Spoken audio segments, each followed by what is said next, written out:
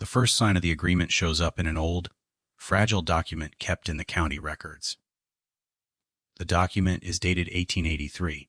It records a land transfer from Bartholomew Hargreave to preacher Eli Cartwright. But nothing about this exchange looks like an honest deal. The document lists no payment, only a phrase written very carefully. The obligations shall continue as agreed. Later generations would learn that the obligations were not about money and definitely not holy. People close to Ely remembered the week the arrangement started. A new fence went up around the church grounds, far too expensive for what the community could afford. New roof shingles appeared on top of the chapel, and Eli's sermons shifted so quickly toward themes of obedience that even the older church members exchanged worried looks. Only Miriam Cartwright understood the real price of those improvements, because she paid it herself. Miriam was a quiet woman in her mid-20s. Though her marriage to Eli had felt strained for a long time, she never imagined he would offer her as part of a deal. But one evening he told her she must visit Hargreave's estate. He spoke calmly, as if discussing weather or crops. He insisted that the parish's future depended on her willingness to secure the land the Lord intended for them. She went because refusing meant destroying everything she had built her life around. When she returned, she refused to speak about what happened, though her silence carried more truth than any words could. Hargreave, satisfied with the first exchange, soon demanded more. His estate grew darker by reputation, and the local women whispered that he enjoyed desires shaped not by affection, but by control. Ely listened, nodded, and accepted each demand without hesitation. The bargain no longer involved just his wife. The landowner wanted new offerings, and he wanted them untouched by marriage or prior relationships. Eli began selecting adult women from his congregation. Always those in their early 20s, always the ones with the least power to resist. He guided them into his study with gentle words about spiritual duty. And when they came out, their faces showed the same distant fear Miriam carried. Each time Eli delivered another woman to Hargreave's estate, or down into the stone chamber beneath the church, the landowner's expectations grew bolder. Some nights Ely came back from the hidden cellar looking shaken by whatever he had witnessed. Other nights, Hargreave called him to join in the rituals he created. Rituals that twisted religious devotion into something horrible. Eli went along, convincing himself that he was protecting the parish. Even as he became trapped in a cycle he could never escape. The town saw only success. They sensed something was wrong, but the painted pews and new chapel bell distracted them from the truth. No one asked what price Eli had paid, or who else was being offered as payment. The quiet bargain had been made, and its cost was just beginning. Miriam Cartwright had always carried her burdens quietly. Even before the agreement with Bartholomew Hargreave, her marriage to Ely felt more like a duty than a partnership. She respected his position, supported his sermons, and cared for the parish women with a gentle steadiness that made her well-liked. Yet beneath her calm surface lived a pain she rarely let herself acknowledge. Eli's devotion belonged not to her, but to the image of himself he believed he needed to maintain. The night she first returned from Hargreave's estate, she sat at the edge of her bed without taking off her shoes. The lantern flickered across her face, showing a tension so deep it seemed carved into her bones. Ely entered the room, thanked her for doing what needed to be done, and reminded her that the parish now had a future because of her sacrifice. His tone held no warmth, only a belief that what he had arranged was right. Miriam did not reply. She simply lowered her eyes and folded her hands tightly in her lap, as if holding herself together by force. Over the following weeks, the weight of Eli's bargain grew heavier. Hargreave sent requests at irregular times, sometimes by letter, sometimes through brief visits to Eli's study. Each request carried the same threatening understanding. Miriam must come to him again. The more the landowner gained, the more he demanded, and Ellie accepted every condition without hesitation. Miriam tried to rationalize her going along. She told herself that the church needed stability, that the congregation depended on Ely, that refusing would harm more than herself. Yet each visit to Hargreave left her feeling hollow, as if a small piece of her had been locked away, where she could no longer reach it. It was during the third month of this arrangement that Ely revealed a new truth, one far more terrifying than what had already been asked of her. Hargreave's demands had evolved beyond her involvement. He now wanted others, specifically young unmarried women from the congregation. All of them adults, but vulnerable in ways Miriam knew too well. The landowner claimed he sought purity for his private rituals. And Ely, blinded by ambition and trapped by his own earlier choices, accepted the terms. Miriam felt her breath stop when Ely told her this. She stared at him with disbelief, struggling to understand how he could lead his own parishioners into the same darkness he had forced upon her. He spoke calmly, as if discussing routine church business. He even insisted that it was necessary to protect the future of the ministry. The words sounded like a sermon prepared in advance, polished and confident. "You cannot do this?"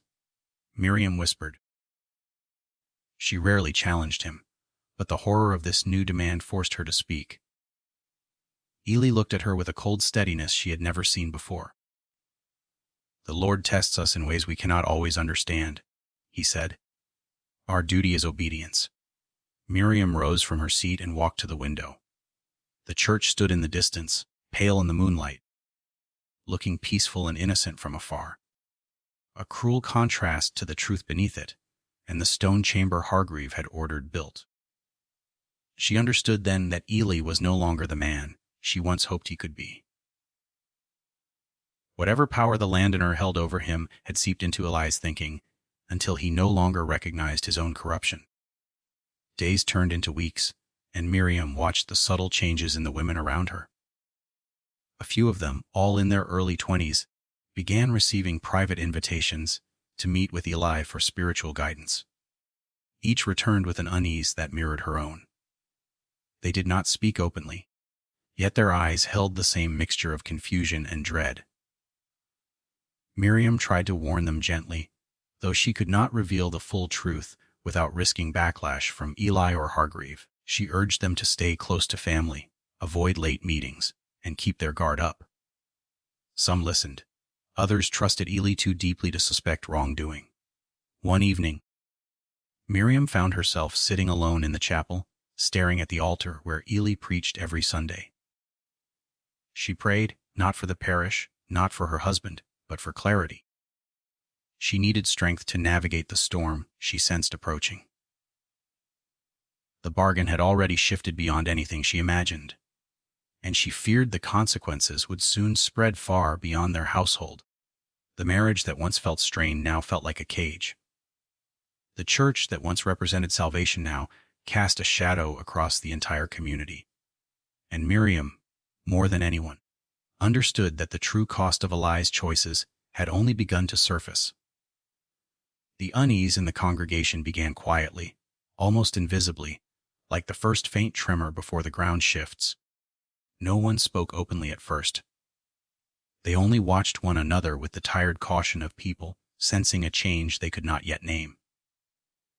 It started with the young women Eli had called for private guidance. All were adults in their early 20s, all from families who relied heavily on the church's support. They stepped into his study believing they were being called to discuss spiritual growth. Yet each came out pale and unsettled. Their families noticed the change, but the town's dependence on Eli's leadership kept their questions limited to whispered conversations behind closed doors. On Sundays, the atmosphere inside the chapel shifted. Ely preached with an intensity that felt sharper, as if he were forcing conviction into his own words. His sermons focused heavily on themes of sacrifice, purity, and unquestioned obedience. The congregation listened out of habit and fear of appearing disrespectful. Yet even the older farmers traded uneasy glances when the preacher's intensity rose too sharply. Behind Eli's back, the rumors grew. Two of the women he had counseled stopped attending afternoon gatherings. One claimed illness. Another stayed home to care for her mother, though her mother insisted no help was needed. A third woman started arriving late to service and leaving as soon as the benediction ended, avoiding the preacher entirely. These shifts were subtle, but enough to stir talk among the parish wives, who knew how to read the smallest changes in behavior. What troubled them most was the new routine involving Hargreave. He had always been a solitary man, but now he appeared on church grounds far too often. He arrived unannounced, never participating in the service, never offering a greeting. He walked directly to Eli's study, and the door closed behind them for hours. When he came out, he looked satisfied. Eli looked worn. The congregation noticed. Miriam noticed more. She began observing the women Eli selected, memorizing their expressions before and after they met with him. Some avoided her gaze, perhaps ashamed or afraid. Others looked to her as if silently begging for answers she could not safely give. She carried their fear with her, pressing it deep into her chest, until it became almost unbearable. One afternoon, she overheard two mothers by the well, speaking in hushed tones as they collected water. "He called my daughter in again." One murmured, "She will not tell me what he said to her. She trembles when I ask." "The preacher claims it is part of her spiritual direction." The other replied, "But no guidance should leave a grown woman afraid to sleep." Their voices dropped even lower, and Miriam could no longer hear the words, but their faces said enough. The women of the parish were beginning to suspect that Eli's guidance was not as pure as he declared. Still, the town relied too heavily on the church to challenge him directly. Hargreave owned most of the surrounding farms, and Eli controlled the spiritual life of every family. To accuse either man risked losing both livelihood and social standing. Fear held the community together in a silence that grew more oppressive with each passing week. Evening gatherings became places of careful phrasing. People stayed longer but said less, listening for contradictions or clues in one another's words. Men avoided gossip. Yet many returned home more watchful of their own daughters. Even though all the women involved were grown, a sense of vulnerability spread through the parish, as if something precious were being hunted in plain sight. Miriam felt the tension pressing inward until she could hardly breathe. The stone chamber beneath the church weighed on her thoughts, its single entrance locked by a key Eli kept hidden from everyone. She had never stepped inside, yet she sensed the place held secrets far darker than the congregation imagined. One evening, after Eli concluded another sermon urging unity and trust, a young woman named Sarah lingered by the doorway. She had been called to Eli's study 3 times that month. Miriam approached her gently, offering a polite word of farewell. Yet Sarah surprised her by grasping her hand. "I do not want to go back to him," she whispered. "Please, if you can help me." The words struck Miriam like a blow. She nodded, though she had no plan and no safe path to intervene. But hearing it spoken aloud, hearing another adult woman voice, the fear she had carried alone for so long shifted something inside her. The whispers in the congregation had become more than speculation. They had become warnings. And Miriam realized that if Eli continued his selections, the quiet dread simmering in the parish would soon erupt into something far harder to contain. The stone chamber beneath the church had been a rumor long before anyone knew it existed. Workers who helped with the parish repairs whispered about a hidden structure built on Hargreave's orders. But Eli dismissed their questions with the authority of a man who expected obedience. Most accepted his explanations because questioning the preacher felt as dangerous as questioning Scripture itself. Yet Miriam had always felt the chamber's presence. It lingered in Eli's late-night restlessness and in the heaviness that settled over him whenever Hargreave visited. She sensed it in the way he guarded certain keys, keeping them close even when he slept. The church stood silent above ground, but something beneath it breathed like a buried secret too large to contain. The truth revealed itself by accident. One morning while cleaning the chapel alone, Miriam noticed a draft near the altar floor. A thin line of dust had shifted, exposing the faint outline of a trapdoor she had never seen before. The square was carved from stone rather than wood, fitted so cleanly into the floor that only a careful eye would detect it. Miriam knelt beside it and pressed her palm against the cold surface. The air that seeped through the cracks felt stale and unwelcoming. She did not dare lift it. She already knew what she would find. As she rose, a soft scraping sound echoed from below, as if something moved in the darkness beneath the church.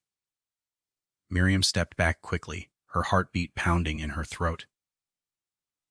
Whether it was a rat or the shifting of old stone mattered little. The sound confirmed the chamber was real and occupied. Later that afternoon, Eli arrived early for sermon preparation. He paused when he saw Miriam standing near the altar, too still, too aware. His expression hardened for a moment before softening into the practiced calm he used when addressing the congregation. "You should not linger there," he said. "It is uneven stone. I will handle it myself." She folded her hands to hide her unease. "You never mentioned there was a cellar." "It is storage," he replied.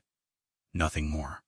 His voice held finality, and she understood he would not tolerate further questions. But Miriam's discovery only deepened her fear for the young women Eli had been choosing. Sarah's trembling plea still echoed in her mind.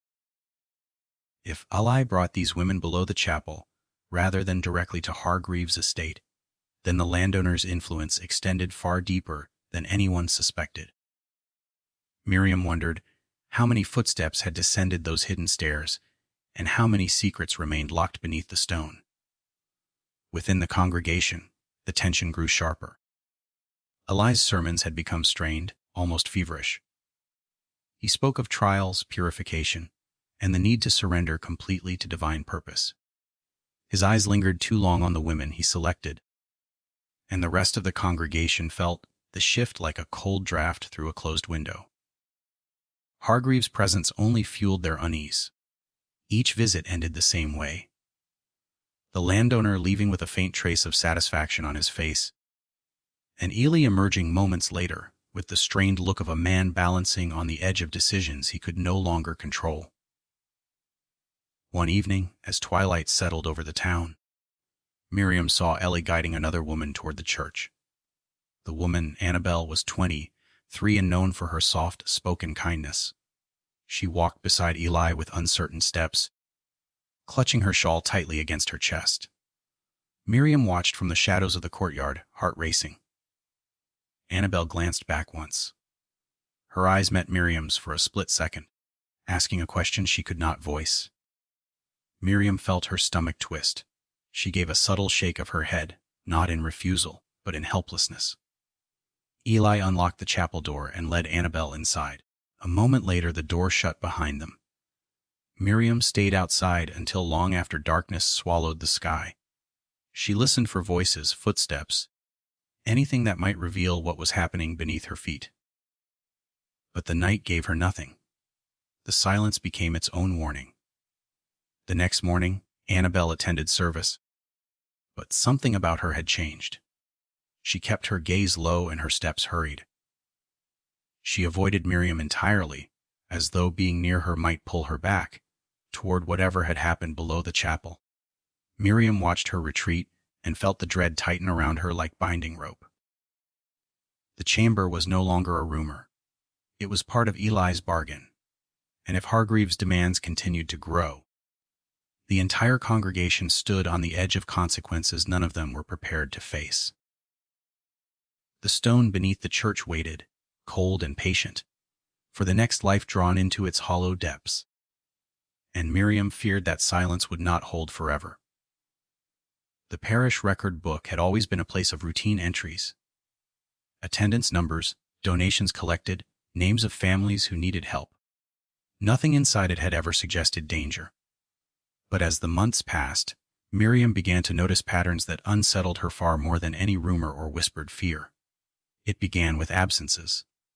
Not many at once, only one woman at a time, always adults in their early 20s. Always those Eli had called for private guidance. Their departures were subtle. One would stop attending Wednesday gatherings. Another would skip a Sunday service. A third would leave the chapel before anyone could greet her. Each change could be explained, yet taken together, they formed a quiet warning. Miriam began studying the record book after each service. Eli believed she checked it for supply orders and donation lists, but she focused on the names he recorded after his private meetings. Some were noted with brief remarks about ongoing guidance. Others had a small mark beside them, a curved line she had never seen Eli use before. These markings matched the women whose behavior had changed. The pattern grew undeniable.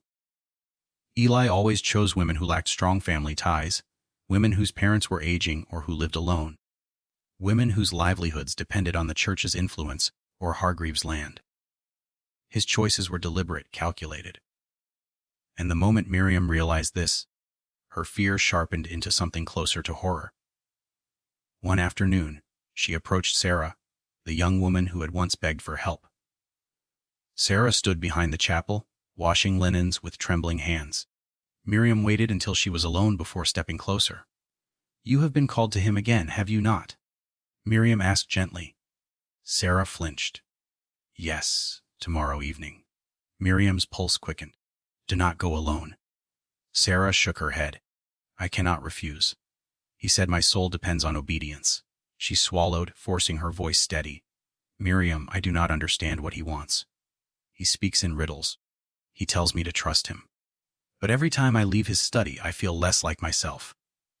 Miriam placed a hand on her arm, urging calm.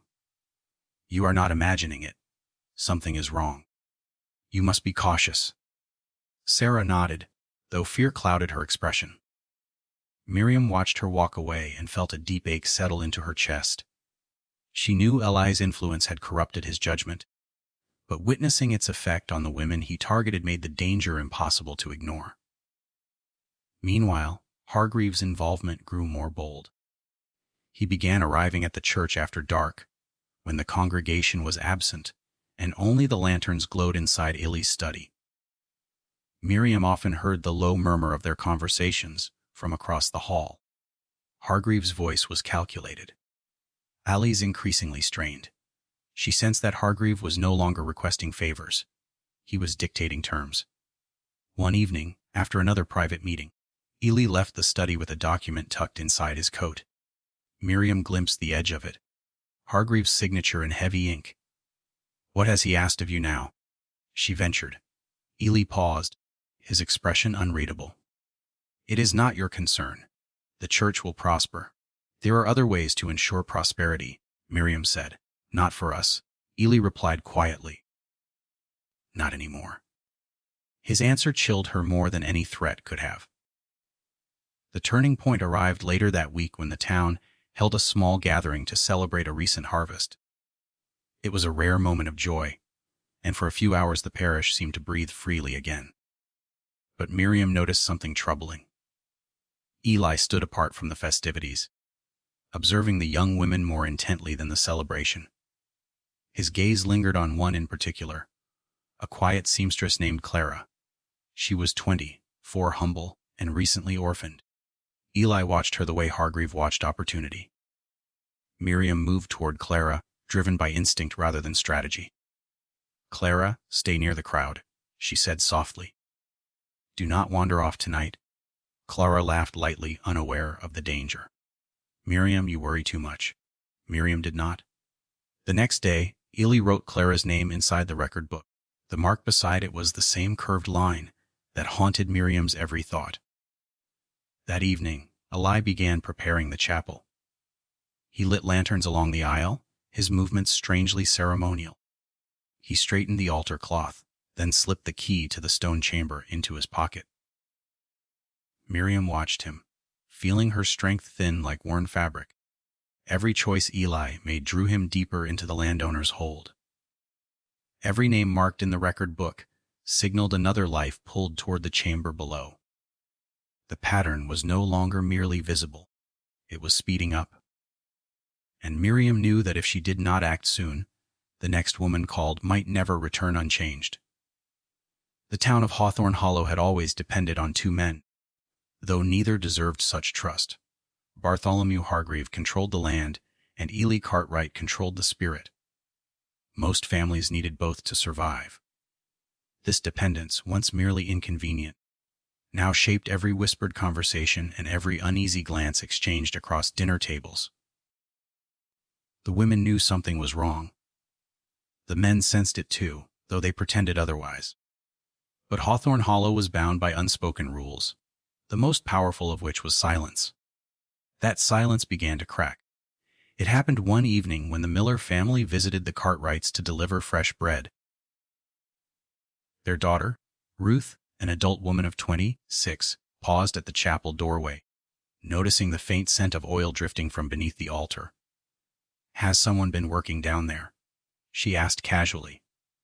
Eli stiffened. Miriam stepped forward before he could respond. "Only repairs," she said. "The foundation settles strangely in older buildings." Ruth accepted the answer, though her tone suggested she noticed the tension in the air. Miriam guided her out quickly, knowing any prolonged questioning risked unraveling the secret Eli and Hargreave had built. But the question stuck. The next day, Miriam overheard two farmers talking while loading grain. "Something is happening inside that chapel," one muttered. "Shen lantern light burning there past midnight. Thought churches slept when people did. Best leave the preacher to his business," the other replied. "We all depend on him." Dependence, Miriam thought, had become the town's greatest weakness. It forced the community to protect Ely even as he endangered them. No one dared challenge him. No one dared challenge the man who owned their land either. The result was a collective blindness, a silence masquerading as loyalty. That silence reached a dangerous edge the night Clara was called. Clara, the seamstress marked in the record book. Clara, who laughed gently when Miriam warned her. Clara, who trusted Eli because he had once baptized her mother and helped bury her father. Miriam sensed the desperation behind Eli's decision. He needed to satisfy Hargreave again. Clara had become his next offering. Miriam waited outside the study door when Clara arrived, hoping to stop her. But Ely met Clara first, offering a reassuring smile that felt painfully hollow. He led her inside and closed the door behind them. Miriam stood alone in the dim hallway, feeling her breath thin with dread. She pressed her ear to the door but heard only Eli's low voice. She could not hear Clara at all. Moments later, footsteps sounded behind her. Hargreave appeared, dressed in a dark coat, his expression unreadable. He offered Miriam a polite nod, as if arriving for a simple meeting rather than something far darker. "Mrs. Cartwright," he said softly. "Always diligent." Miriam stepped aside, fighting the instinct to pull away. "Why are you here?" "Hawthorne Hollow depends on partnership," he answered. "Your husband and I ensure that partnership remains strong." The implication chilled her. He entered the study without knocking. Eli's voice faltered as the door opened, revealing both men to Clara. Miriam saw the young woman's face pale, though she remained seated, unsure how to interpret the sudden shift in atmosphere. Miriam could no longer watch. She hurried outside, the night air cold against her skin. She stepped toward the chapel, unable to shake the image of the stone chamber beneath it. That place had consumed so many secrets already, and she feared it would soon claim Clara as well. Minutes passed, then an hour. The churchyard remained quiet, except for the occasional flicker of lantern light through the chapel windows. When Ely finally came out, his expression looked carved from stone.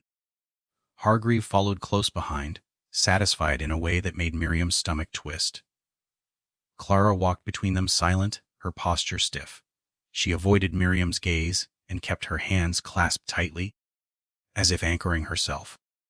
"Clara will be attending additional sessions," Eli said, "for her own spiritual refinement." Miriam recognized the phrase. It meant Clara had been chosen and the process had begun. The next morning, the town acted as though nothing had changed. But Miriam saw the truth everywhere she looked. Women walked in pairs instead of alone. Families watched Ely more closely. Even the men, usually dismissive of rumor, shifted uneasily when his name was mentioned. Hawthorne Hollow was beginning to understand that something dark had taken root in the heart of its parish. Yet fear held their tongues, forcing them to cling to the fragile order that kept them fed and sheltered. Silence had protected Ely for months. But now that silence had begun to rot, and Miriam sensed the moment was coming when the town would no longer be able to pretend. The chamber beneath the church was no longer just a secret. It had become a threat, hanging over every family in Hawthorne Hollow.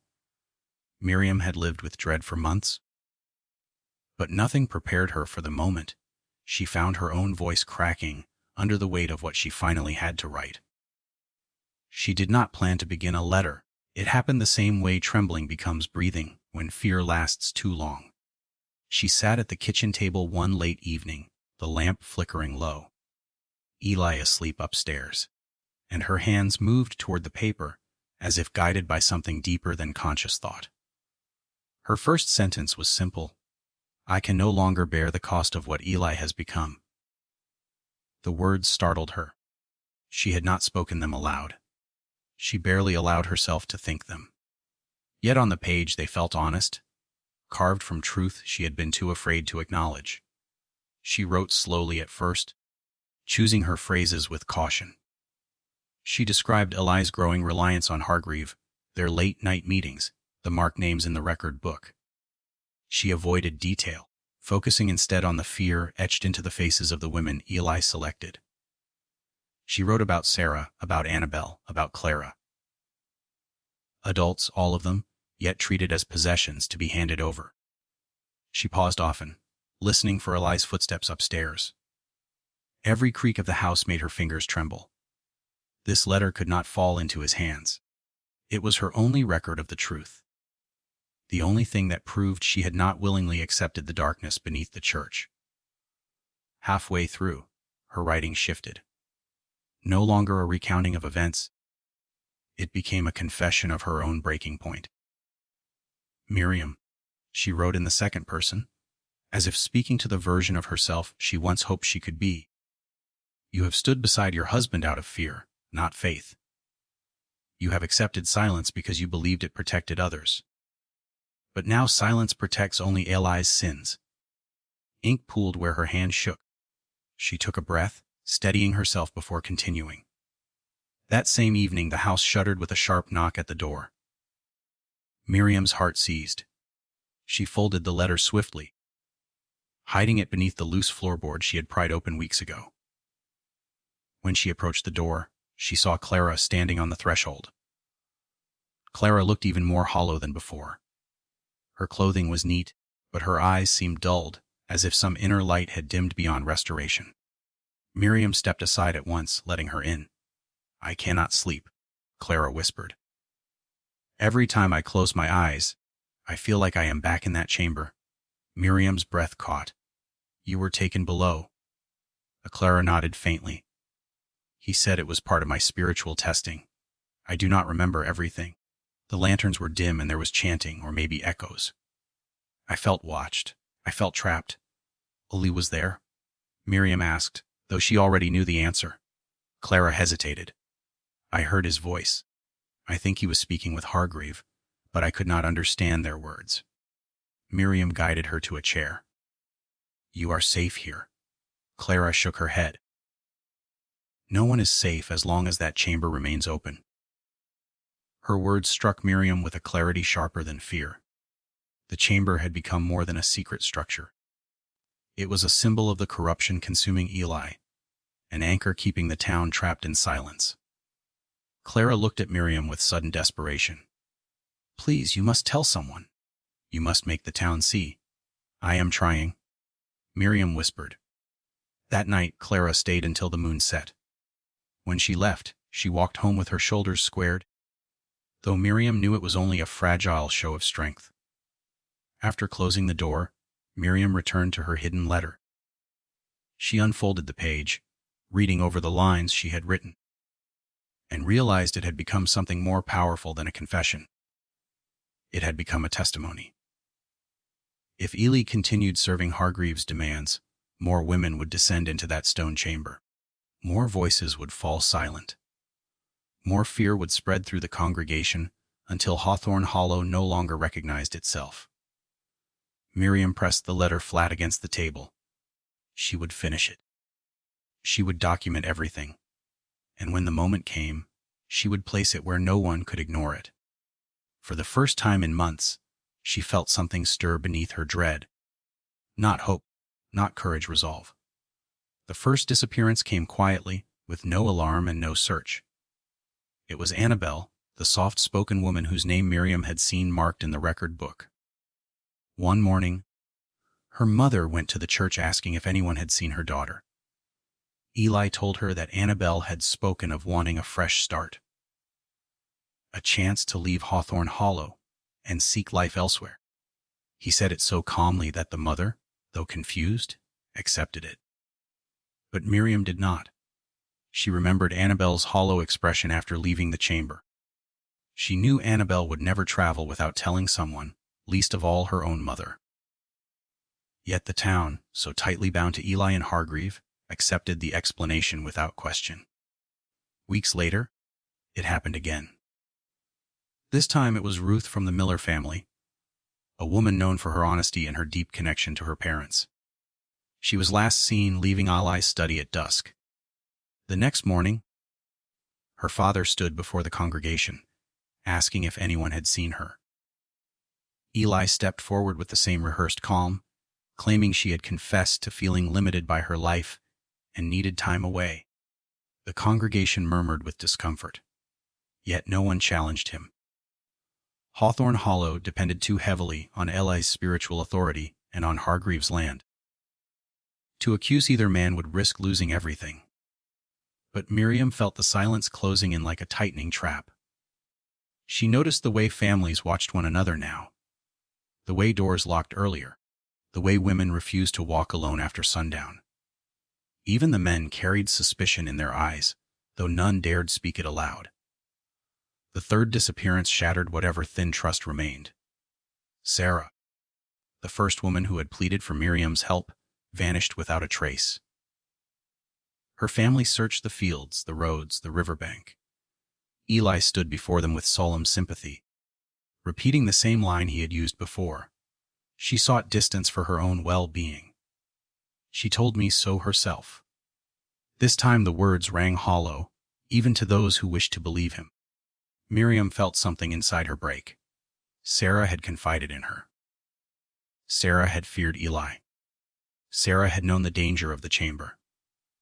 There was no universe in which she would willingly leave without warning. The truth was becoming impossible to hide. 3 women gone. 3 marks in the record book. 3 stories crafted by the same 2 men. Hawthorne Hollow was beginning to see the pattern, even if no one dared say it aloud. But Miriam knew the silence could not hold much longer. Something was coming, and the town was standing at the edge of it. The winter wind had begun to creep into Hawthorne Hollow when Miriam discovered the ledger. The true ledger, the one Eli never meant anyone to see. She found it by accident. Ely had fallen asleep in his study after a long evening meeting with Hargreave. His papers lay scattered across the desk, the lamp still burning low. Miriam entered only to put out the flame. But a stack of documents caught her eye.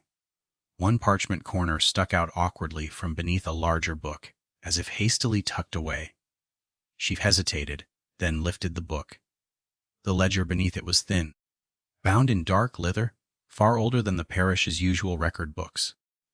Her breath stopped when she opened it. The handwriting inside was unmistakably Ely's, but the entries were nothing like the attendance lists or donation records she was used to seeing. Each line had a date written carefully, followed by initials. E.C. for Eli Cartwright, B.H. for Bartholomew Hargreave. Beside the initials was a single word repeated throughout the ledger: deliverance. The earliest entry matched the period when Hargreave first began demanding more from Eli. The second entry fell on the week Miriam remembered Annabelle vanishing. The third aligned perfectly with Ruth's disappearance. And the fourth, the most recent, had the date that Sarah had last been seen. Each woman represented by a word that masked everything Eli and Hargreave did not want anyone to acknowledge. Miriam felt her hands tremble as she traced the ink. The ledger held no detail, no confession, but the structure of the entries told the story clearly. Eli had documented every time he fulfilled Hargreave's demands, reducing the women he selected to a transaction he pretended was righteous. A noise behind her made her snap the ledger shut. Eli stirred, shifting in his chair. Miriam slipped the ledger beneath her shawl before he opened his eyes. "Miriam?" His voice was rough with sleep. "Is something the matter?" "You left the lamp burning?" she replied. "I came to put it out." He nodded, then sat upright with a tired exhale. "Long night. Hargreave and I discussed plans for the spring." Her pulse pounded at the mention of his name. "Plans concerning the parish. Plans concerning its future," he corrected. She forced herself to maintain a calm expression. "I see." But she did not see. Not anymore. She only felt the reality pressing hard against her ribs, a truth too sharp to ignore. The next morning, Miriam read the ledger again in the privacy of her room. The entries were sparse yet weighted with meaning. She recognized now that the ledger was more than documentation. It was a record of guilt, proof that Eli had willingly participated in the chain of events that led 3 women to vanish. That afternoon, the tension that had been building throughout Hawthorne Hollow finally reached a visible point. The families of the missing women gathered outside the chapel after service, their expressions drawn and weary. They stood close to one another, silent yet unified by fear. One of the fathers stepped forward. "Preacher Cartwright," he said, "we wish to speak with you." Eli stiffened. "Of course. What troubles you?" The father exchanged glances with the others before answering. "Annabelle, Ruth, Sarah. No word from any of them. No letters, no sightings. Not one sign they left of their own choosing." Eli folded his hands in front of him. "Some journeys are personal. Not all are meant to be shared." The father's gaze hardened. "My daughter was not one to run. She would have told me." Eli's voice softened with practiced sympathy. "Sometimes the spirit leads people away for reasons they do not yet understand." The group murmured, but none were satisfied. Miriam watched from the edge of the crowd, the ledger hidden beneath her shawl like a burning coal. For the first time, Eli seemed unsettled. His expression tightened. His eyes drifted toward the chapel, as if checking whether Hargreave might appear. He offered no further explanation. When the families finally left, their doubt had deepened. No one said it aloud, but the suspicion that had simmered for months was beginning to rise to the surface. Later that night, Miriam sat alone at her kitchen table, with the ledger open before her. She weighed her choices, each one dangerous. Revealing the ledger meant exposing Eli. Exposing Eli meant challenging Hargreave. And challenging Hargreave meant risking the anger of a man who held the entire town in his grip. But silence now felt worse than fear. She touched the ink on the page, now dry but still sharp to her eyes, and realized something irreversible. Eli was no longer just trapped. He was accountable. And the ledger in her hands was the key the town needed to finally see him clearly. The winter dawn arrived gray and cold. Yet something in Hawthorne Hollow felt sharper than frost. Tension hung over the parish like a held breath. Miriam sensed it the moment she stepped outside. People moved differently, spoke differently, carried their silence with a new weight. The families of the missing women had stopped accepting Eli's explanations, and rumors had begun weaving through the town like thin threads, ready to pull everything apart. Miriam held the ledger close as she walked toward the chapel. She had spent most of the night deciding what to do. She knew exposing it would unleash consequences no one could fully predict, yet keeping it hidden meant allowing Eli and Hargreave to continue unchecked. The town deserved the truth. The women deserve justice. Inside the chapel, Eli prepared for the morning service. His coat hung neatly, his sermon pages laid out with precision. But when he looked up at Miriam, his expression revealed a storm he worked desperately to contain. "You are troubled," he said. "You have been for weeks?" She stepped forward, the ledger tucked beneath her shawl. "A lie. The town is afraid. 3 women gone, each after meeting you. They deserve answers." He pressed a hand to the pulpit as if steadying himself. "You speak with the emotion of someone who does not see the full picture." "Then show me the full picture," she whispered. Eli hesitated. A long, quiet pause stretched between them. Then he said, "Everything I have done was to secure the future of this parish. You may not understand my methods, but the result will outlive us all. Not like this," she said. "Not at the price of human lives." The chapel door creaked open. Several townspeople stepped inside. Their faces were pale but determined. They had come early, perhaps sensing this morning would be different from any other. They formed a loose circle, watching Eli with a mix of anger and grief.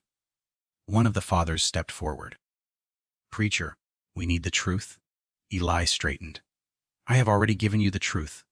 Miriam stepped into the center, her pulse racing. She revealed the ledger. "This," she said, "is the truth." For a moment, the room was silent. Eli's face drained of color. The townspeople leaned closer as Miriam opened the book, showing the dates, the initials, the word that had masked so much. "Deliverance?" one woman whispered. "That is what you called it." Eli reached for the ledger, but Miriam pulled it back. He did not shout or protest. His voice dropped to a quiet, desperate plea. "You do not understand what Hargreave demanded. If I refused, he would have destroyed everything. The church, the land, every livelihood bound to him. And so you gave him people." One man asked, stepping forward. "People you were meant to protect?" Eli's composure faltered. The force that had driven him for months cracked under the weight of their stares. He looked toward the chapel floor as if imagining the chamber beneath their feet. "Hargreave promised the parish would thrive," he whispered. "I believed the sacrifice was justified." Miriam's voice softened, but only slightly. "Sacrifice made by choice is one thing. Sacrifice forced on others is something else." Before Eli could respond, the chapel door opened again. This time it was Hargreave. He entered calmly, his presence chilling the room. He surveyed the crowd, then Eli, then Miriam holding the ledger. "So?" he said. "The town finally knows." The congregation held its ground. For the first time, Hargreave saw their unity. The fear that had once kept them silent had transformed into collective resolve. "You have no authority here anymore," one of the fathers said. Hargreave's eyes narrowed, but he remained still. His power had always depended on their submission. Now they stood against him, and he knew force would only expose him further. The confrontation did not erupt into chaos. It did not need to.